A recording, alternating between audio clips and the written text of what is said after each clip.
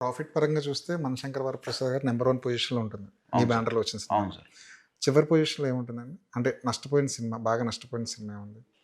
'లైలా' ఉంటది. 'లైలా' ఉంటుంది. అది తెలిసి చేసిన తప్పంటారా? అదే అంటున్నా కదా ఎక్స్‌పీరియన్స్. అది మనకి తెలిసి తెలియకుండా కాదు. అది మనకు ఒక ఎక్స్‌పీరియన్స్ అని నేను ఫీల్ అవుతాను అంతే. ఓటీటీ పరంగా ముందే డీల్ క్లోజ్ చేసుకుంటుంటారా మీరు? అవునండి. హ్మ్. అది ఎలా ఉంది సార్ ఓటీటీ మార్కెట్ ఇప్పుడు? ఇప్పుడు కొంచెం తగ్గిందండి. కంపేర్ టు మన లాస్ట్ కపుల్ ఆఫ్ ఇయర్స్ చూస్తే ఓ 30% మార్కెట్ తగ్గింది. OTT market.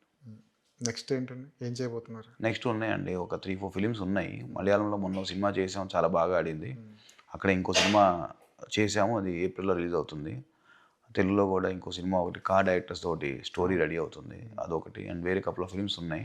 So, I think మార్చ్‌లో అనౌన్స్ చేస్తానండి. మలయాళం ఇండస్ట్రీ ఎలా ఉందండి? అక్కడ ఆ మేకింగ్ గాని, అక్కడ పెట్టుబడి పెట్టే విధానం గాని, అక్కడ కాస్ట్ కటింగ్ గాని ఎలా ఉందక్కడ? అక్కడ బావుందండి. మలయాళం ఇండస్ట్రీలో ఏంటంటే నేను ఇక్కడ అనిల్ గారితో ఎలా చేస్తున్నానో అక్కడ ఒక మంచి డైరెక్టర్ టై అప్ అయ్యానన్నమాట. సో, మొత్తం వాళ్ళతోనే టై అప్ అయ్యి ఆ ప్రాసెస్‌లోనే మేము సినిమాలు తీస్తున్నాం. మొన్న ఓ మూవీ తీసాం. మంచి హిట్ అయింది లాస్ట్ ఇయర్. ఇప్పుడు ఆ అమ్మాయి మొన్న మన 'రోషన్' గారి సినిమాలో హీరోయిన్‌గా చేసింది. ఓకే. 'అనసూయ రంజన్' ఆ అమ్మాయితోటి చేసాం. ఇప్పుడు ఇంకో సినిమా సీక్వెల్ ఒకటి రెడీ చేసాం. ఏప్రిల్ 2 రిలీజ్ చేస్తున్నాం.